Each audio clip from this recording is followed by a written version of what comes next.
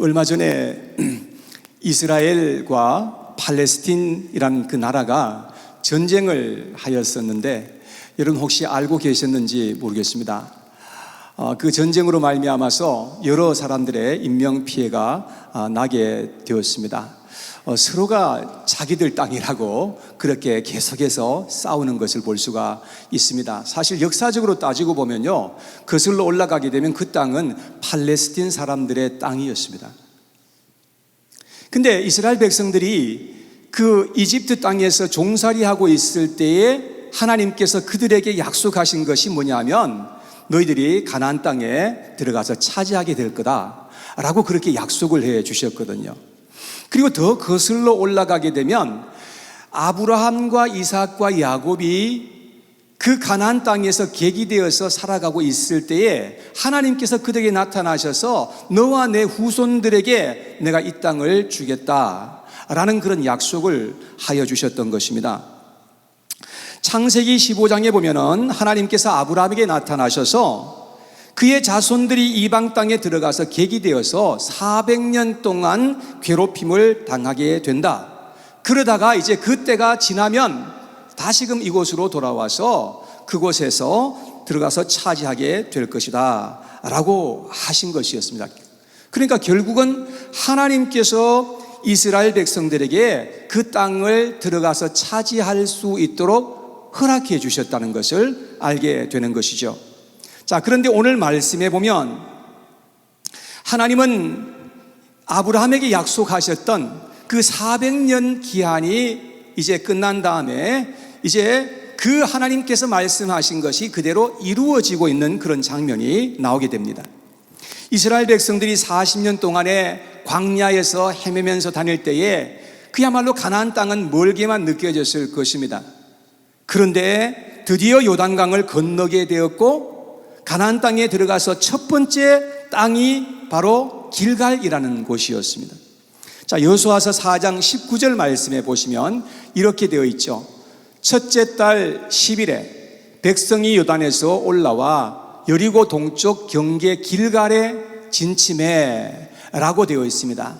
이 길갈은 요단강 동쪽, 그러니까 여리고 동쪽 경계가 된다고 그렇게 말씀을 하고 있습니다. 본래 지명은 성경에 나와 있지 않습니다만은 하나님께서 그 지명을 길갈이라고 부르라 이렇게 말씀을 하셨던 거지요. 길갈이란 이름의 그 의미가 무엇인지 오늘 방금 읽었던 5장 9절의 말씀에 나와 있습니다. 다시 한번 더 읽어볼까요? 시작. 여호와께서 여호수아에게 이르시되 내가 오늘 애굽의 수치를 너희에게서 떠나가게 하였다 하셨으므로 그곳 이름을 오늘까지 길갈이라 하느니라. 자, 길갈의 그 이름의 의미가 무엇이냐? 굴러간다, 떠나간다 라는 그런 의미라고 말씀을 합니다. 무엇이 굴러간다는 것입니까? 무엇이 떠나가는 거예요? 그들의 그 모든 수치가 이제 굴러가고 떠나가게 된다라고 하는 그런 의미인 것입니다. 이스라엘 사람들은 이집트 땅에서 400년 이상 종살이하면서 고통과 억울함 속에서 살았던 그 수치의 역사가 있었던 것입니다. 한국 사람들도 역사적으로 볼 때에 지우고 싶고 떠올리고 싶지 않은 그런 역사가 여러 번 있었던 것을 우리는 알고 있습니다. 그 첫 번째, 특별히 남한산성에서 징기스칸에게 패하여서 그 나라가 그야말로 짓밟힌 때가 그랬고, 일제의 36년간의 서름은 큰 수치가 아닐 수 없었던 것이었습니다. 여러분, 그런데 이런 수치보다도 우리에게 훨씬 더 큰 수치가 있는데 그 수치는 뭐냐? 영적인 수치라는 것입니다. 여러분, 우리가 하나님 앞에서 죄악되게 살며 온갖 더럽고 추하게 살았던 우리의 인생이 있다는 것입니다. 사람들에게는 다 수치스럽고 고통스러워서 사람들에게 절대로 말하고 싶지 않고 숨기고 싶은 그런 이야기가 있는 것입니다. 여러분, 그런데 우리의 하나님은 그런 모든 수치가 우리에게서 다 굴러가도록 하시는 하나님이신 것을 믿으시기를 바랍니다. 저는 오늘부터 시작해서 2주에 걸쳐서 길갈이라는 그곳에서 어떤 일이 일어났는지 그러한 것들을 살펴보면서 같이 은혜 받는 시간이 되기를 원하는 것입니다. 첫째, 길갈에서는 요단강에서 가지고 왔던 그 12개의 돌을 모아서 돌무더기를 쌓았던 그러한 장소였습니다. 그리고 하나님은 이 돌무더기를 통해서 이스라엘 백성들과 그 후손들이 대대에 이르도록 하나님께서 어떤 하나님이셨는지, 하나님께서 어떤 일을 그들을 위해서 행하여 주셨는지 그것을 꼭 기억하고 있기를 원하셨던 것이었습니다. 그래서 여호수아서 4장 20절에서 24절 말씀을 읽으려고 하는데요, 오늘은 특별히 조금 평상시보다는 성경 구절을 조금 더 많이 읽는 시간이 될 것입니다. 이해하시고 따라와 주시면 감사하겠습니다. 여호수아서 4장 20절 21절을 먼저 한번 읽어보면, 여호수아가 요단에서 가져온 그 12돌을 길갈에 세우고 이스라엘 자손들에게 말하여 이르되, 후일에 너희의 자손들이 그들의 아버지에게 묻기를 이 돌들은 무슨 뜻이니까 하거든. 너희는 너희의 자손들에게 알게 하여 이르기를 이스라엘이 마른 땅을 밟고 이 요단을 건넜음이라. 너희의 하나님 여호와께서 요단물을 너희 앞에서 마르게 하사 너희를 건너게 하신 것이 너희의 하나님 여호와께서 우리 앞에 홍해를 말리시고 우리를 건너게 하심과, 하나 더 넘겨주셔야 되는 게 아닌가요? 이는 땅의 모든 백성에게 여호와의 손이 강하신 것을 알게 하며 너희가 너희의 하나님 여호와를 항상 경외하게 하려 하심이라 라고 이렇게 말씀을 하였습니다. 이스라엘 백성들은 꼼짝없이 죽을 수밖에 없는 그런 상황이었습니다. 앞에는 홍해바다가 가로막고 있었죠. 뒤에는 그 막강한 이집트 군대가 지금 쫓아오고 있었죠. 양쪽 좌우에는 높은 절벽이 가로막고 있었던 것입니다. 그야말로 도간에 든 지와 같은 그런 형편이 되었던 것입니다. 그런데 하나님께서 이스라엘 백성들을 위해서 홍해바다를 가르셨습니다. 그 창이라던 그 물이 있었던 요단강을 하나님께서 가르셔서 이스라엘 백성들로 하여금 마른 땅을 걸어가게 하신 그런 일을 하나님께서 이스라엘 백성들로 하여금 꼭 기억하기를 원하셨던 것이죠. 이스라엘 백성들이 가나안 땅까지 오게 된 것은 그들의 잘남 때문이 아니라 하나님의 강하심 때문인 것임을 그들로 하여금 알게 하시기를 원하셨던 것입니다. 이스라엘 백성들이 애굽에서 종살이하며 억압 속에서 살았던 그 과거가 있었다고 한다면 저와 여러분들에게는 죄와 마귀의 속박에서 살았던 우리의 과거가 있었다는 사실입니다. 그런데 하나님께서는 우리를 죄와 마귀의 속박에서부터 구원하시기 위해서 하나님의 아들을 우리에게 보내주셨다는 것을 우리는 꼭 기억해야 한다는 것을 여러분 믿으시기를 바랍니다. 우리의 구원은 나의 노력과 선행으로 되는 것이 아닙니다. 내가 또 잘난 것이 있어서 구원받는 것도 결코 아닙니다. 우리의 구원은 전적으로 하나님의 능력과 은혜로 말미암아 이루어진다는 것을 여러분 기억하시기를 바랍니다. 그래서 우리는 절대로 자랑할 것이 하나도 없습니다. 우리가 구원받은 것 때문에 다른 사람들 앞에서 으스대거나 우리가 오만하게 행동할 수가 없는 것입니다. 우리는 오직 하나님의 공로를 의지하여 하나님만을 자랑할 수 있어야 되는 것입니다. 그리고 우리는 하나님을 경외하는 마음으로 우리가 하나님을 따라가고 섬기면서 이 세상을 살아가야 한다는 것입니다. 구원의 주체가 사람이 아니라 하나님이란 사실을 정말로 우리가 안다면 우리는 하나님과 사람들 앞에서 겸손하여지고 낮아지려고 그렇게 할 것입니다. 여러분, 자기가 잘해서 구원을 받았다고 생각한다면 교만할 수밖에 없는 것이겠죠. 내가 믿어서 구원을 받았고 내가 선행을 많이 쌓아서 구원을 받았다고 그렇게 생각하는 사람이 있다고 한다면 자꾸 자신을 자랑하게 될 것입니다. 다른 사람들을 볼 때 자꾸 정죄하게 되고 다른 사람들을 폄하해서 그렇게 말할 수밖에 없게 되는 것입니다. 여러분, 우리가 구원받은 것은 전적인 하나님의 선물인 것임을 꼭 기억하시기를 바라겠습니다. 에베소서 2장 8절 9절에 보면 이렇게 되어 있습니다. 같이 한번 읽어봐요. 시작. 너희는 그 은혜에 의하여 믿음으로 말미암아 구원을 받았으니 이것은 너희에게서 난 것이 아니요 하나님의 선물이라. 행위에서 난 것이 아니니 이는 누구든지 자랑하지 못하게 함이라. 우리는 하나님 앞에서 자랑할 것이 정말로 하나도 없습니다. 우리의 자랑은 오직 하나님께만 있는 줄로 믿습니다. 그래서 우리는 일평생 살아갈 때에 감사하고 하나님 앞에 겸손하며 우리가 그렇게 살아가야 한다는 것입니다. 조금이라도 우리의 마음속에서 교만한 마음이 막 올라오고 그런 마음들이 발견되는 순간에 우리는 하나님 앞에 빨리 나가서 회개하여야 한다는 것입니다. 이스라엘 사람들에게 12개의 돌로 된 무더기가 하나님의 능력으로 말미암아서 구원받게 된 것을 기억하고 기념하는 것이었다고 한다면 여러분과 저에게는 예수님의 십자가가 기념비가 되어야 하는 줄로 믿습니다. 그래서 우리가 십자가를 볼 때마다 하나님의 능력과 은혜와 사랑을 기억하면서 그 하나님을 우리가 경외하고 하나님을 사랑하며 이 세상을 살아가도록 그렇게 하여 주신 것입니다.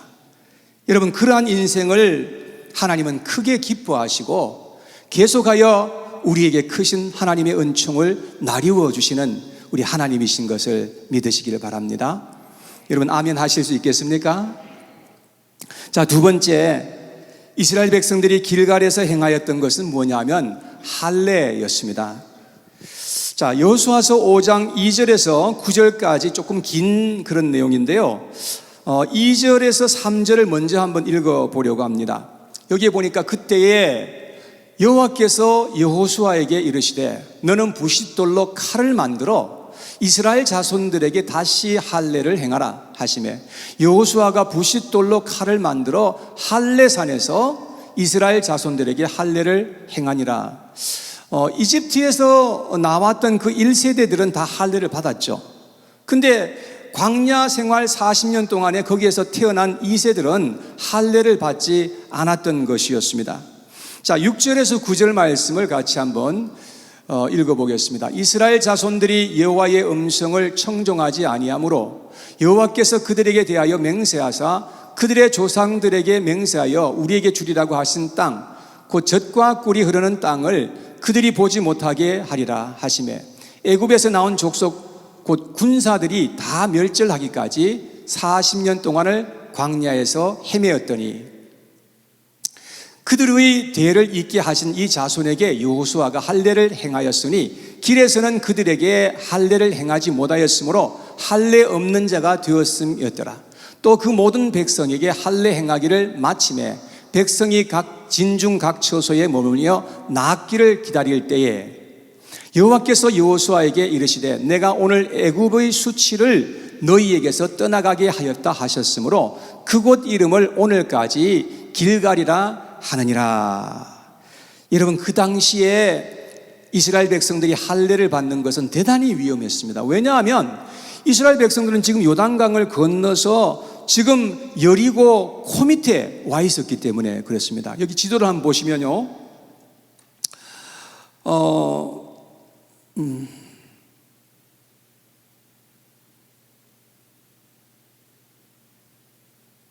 자, 이스라엘 백성이 이 광야에서 이렇게 살다가 지금 드디어 요단강을 지금 건너서 들어간 곳이 바로 이 길갈이라는 곳입니다. 길갈은 어딘가 하면 여리고가 바로 여기에 있어요. 그러니까 얼마나 사실은 거기에서 이 할례를 받는 것이 위험했다는 사실을 알게 되는 것입니다. 그럼에도 불구하고 하나님의 말씀을 따라서 이스라엘 백성들이 할례를 다 받게 되었던 것입니다. 그때에 하나님께서 하신 말씀이 애굽의 수치가 너희에게서 다 굴러가게 되었다, 이렇게 말씀하여 주신 것이었습니다. 창세기를 읽어보면 17장은 할례장이라고 그렇게 되어 있는데요, 하나님이 아브라함에게 할례를 말씀하셨을 때에 아브라함은 자신과 자기 집에 거하는 모든 남자들에게 할례를 행하였던 것이었습니다. 창세기 17장 3절에서 5절 말씀을 먼저 봅니다. 아브라함이 엎드렸더니 하나님이 또 그에게 말씀하여 이르시되 보라, 내 언약이 너와 함께 있으니 너는 여러 민족의 아버지가 될지라. 이제 후로는 내 이름을 아브람이라 하지 아니하고 아브라함이라 하리니 이는 내가 너를 여러 민족의 아버지가 되게 함이니라.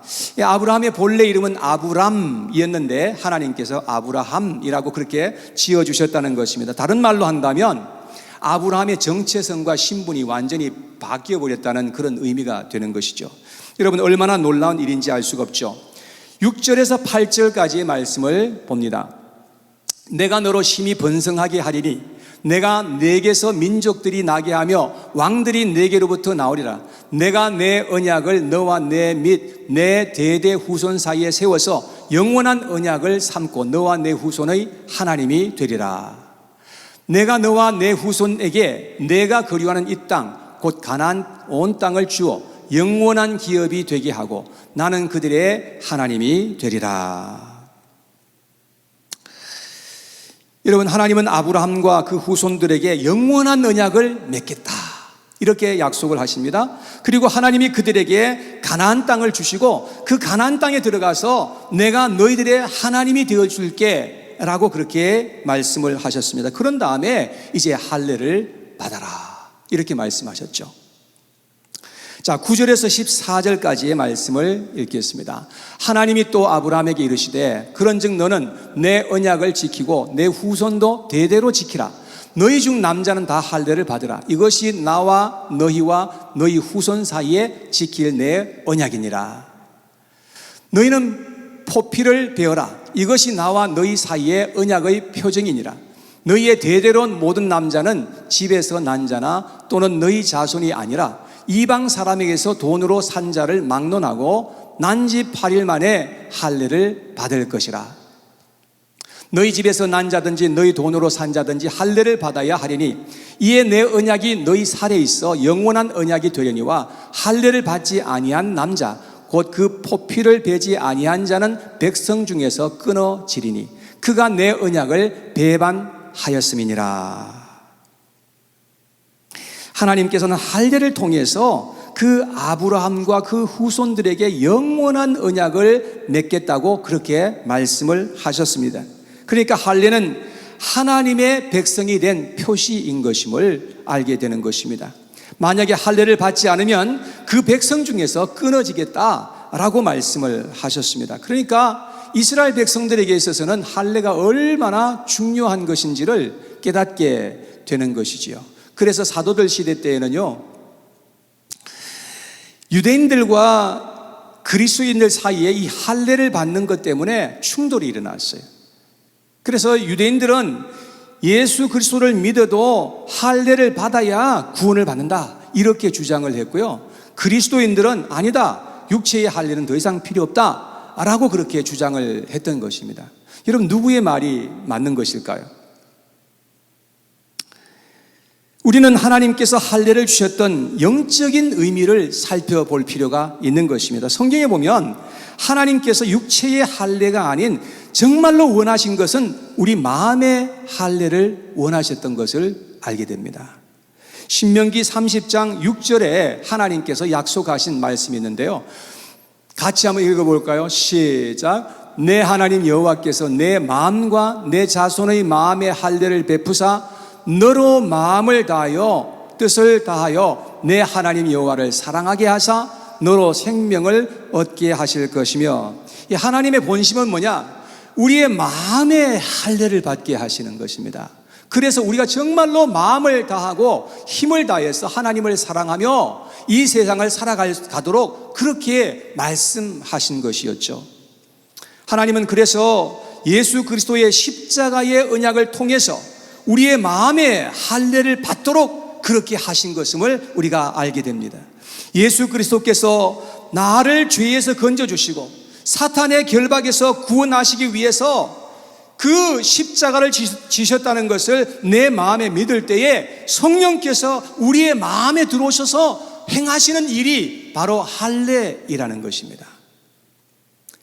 육체의 할례를 받았어도 마음의 할례를 받지 않았다면 여러분, 그것이 무슨 의미가 있겠습니까? 하나님이 정말 우리에게 원하시는 것은 육체의 할례가 아닌 우리 마음의 할례이신 것임을 믿으시기를 바랍니다. 마음의 할례는 사람이 행하는 것이 아닙니다. 마음의 할례는 우리가 예수 그리스도를 믿을 때 하나님께서 우리 안에 들어오셔서 우리의 마음에 하나님이 행하시는 것이 바로 이 마음의 할례인 것이죠. 에베소서 1장 13절에 보니까 이렇게 되어 있습니다. 그 안에서 너희도 진리의 말씀 곧 너희의 구원의 복음을 듣고 그 안에서 또한 믿어. 첫 번째는 복음을 듣고 그랬죠. 그 다음에 그 들은 말씀을 우리 마음속에 믿으면 약속의 성령으로 인치심을 받는다. 그렇게 성경은 기록하고 있습니다. 우리의 마음을 열고 예수 그리스도를 믿게 되면 성령께서 우리의 마음에 오십니다. 그리고 성령의 인을 쳐 주신다고 말씀합니다. 그래서 우리가 하나님의 자녀의 신분으로 바꾸어지게 된다고 하는 것입니다. 아브라함의 이름이 바뀐 것처럼 우리의 영적인 신분이 바뀌어지게 된다는 것을 여러분 믿으시길 바랍니다. 마귀의 권세에서부터 벗어나서 하나님의 자녀의 권세가 있게 하여 주시는 것입니다.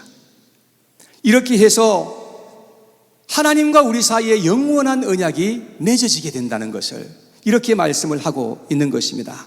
그래서 이제는 하나님이 우리의 하나님이 되시고 우리가 이 세상에 살아가는 동안에 하나님께서는 끊임없이 우리와 함께 하셔서 우리에게 긍휼과 인자하심으로 우리에게 계속해서 역사하시는 그런 하나님이 되어주신다고 하는 겁니다. 이 험난하고 죄악된 세상에 살아가는 우리들에게 이러한 하나님의 은혜가 꼭 있어야 하는 것입니다. 사랑하는 여러분, 우리의 하나님께서는 우리가 하나님을 향해서 우리가 그렇게 나아갈 때에 하나님이 우리의 삶을 책임져 주시고 우리에게 있어서 그 많은 그런 우리의 마음속의 죄악과 수치된 것들을 다 굴러가게 하여 주시는 우리의 하나님이신 것임을 여러분 꼭 기억하시기를 바랍니다. 이러한 약속은 이미 구약 성경에서 하나님이 말씀해 주고 계신 것입니다. 이사야서 45장 17절에 보니까 이렇게 기록합니다. 다 같이 한번 읽어봐요. 시작. 이스라엘은 여호와께 구원을 받아 영원한 구원을 얻으리니 너희가 영원히 부끄러움을 당하거나 욕을 받지 아니하리로다. 자, 여기에 보니까 우리는 예수님을 통해서 영원한 구원을 받게 될 것을 이미 구약 성경에 이렇게 약속하고 있습니다. 그리고 우리가 영원히 부끄러움을 당하거나 욕을 받지 않게 하나님께서 해 주실 것이라고 약속하고 있는 것을 보게 되는 것이죠. 이사야서 1장 18절에도 보니까 이렇게 약속합니다. 다 같이 시작. 여호와께서 말씀하시되 오라 우리가 서로 변론하자. 너희의 죄가 주홍 같을지라도 눈과 같이 희어질 것이요 진홍같이 붉을지라도 양털같이 희게 되리라.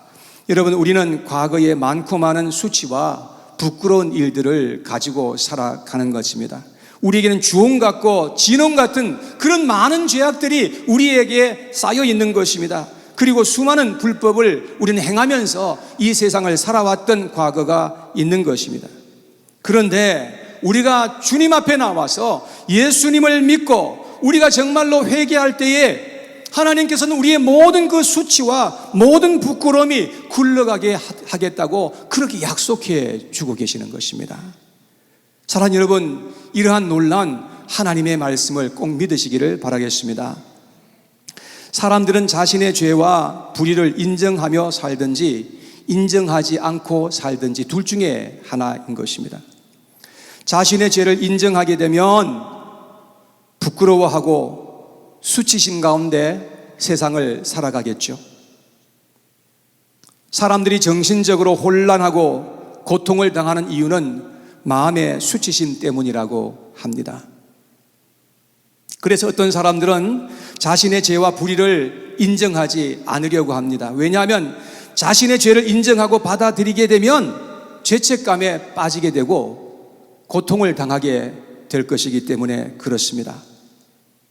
여러분, 그래서 많은 사람들은 자신의 죄를 인정하지 않고 외면한 채 뻔뻔하고 가증스럽게 이 세상을 살아가게 될 것입니다. 우리는 하나님 앞에서 뻔순이와 뻔돌이가 되지 말아야 되겠습니다. 죄인들은 수치심 때문에 고통하면서 살든지 뻔뻔하게 살든지 어떤 모양으로 살든지 그렇게 살게 될 것입니다.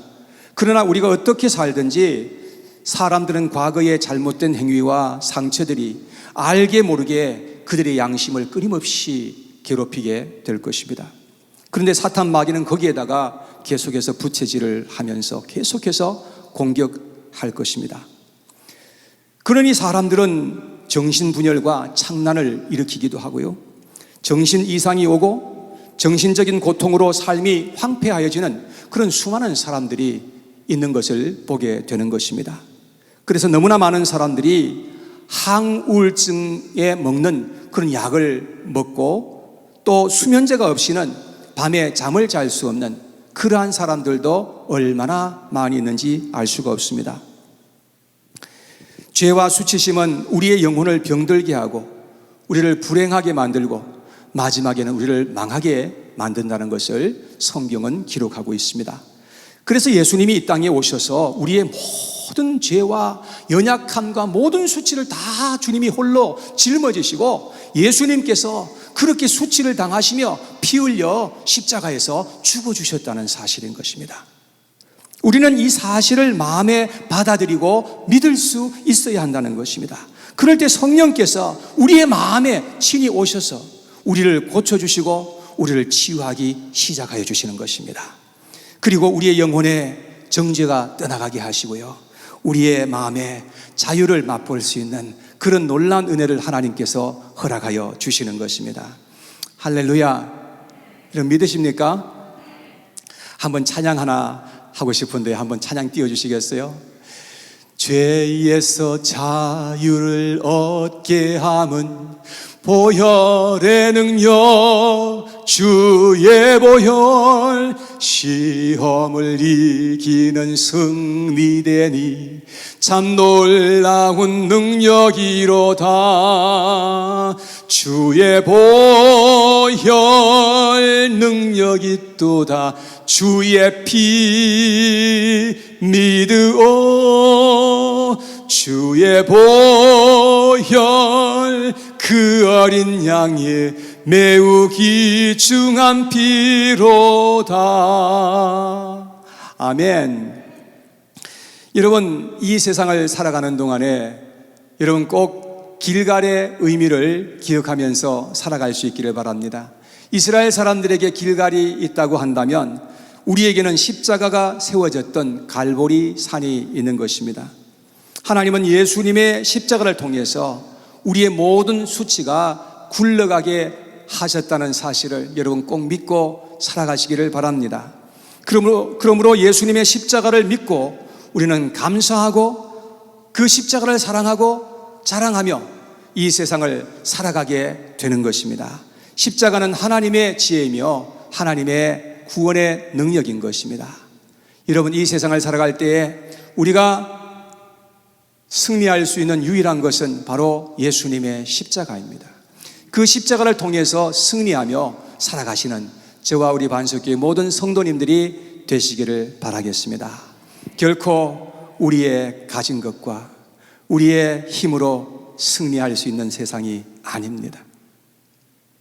여러분과 저에게는, 우리 모든 세상의 죄인들에게는 예수 그리스도의 십자가, 그 십자가가 있어야 우리는 승리할 수가 있게 되는 것입니다.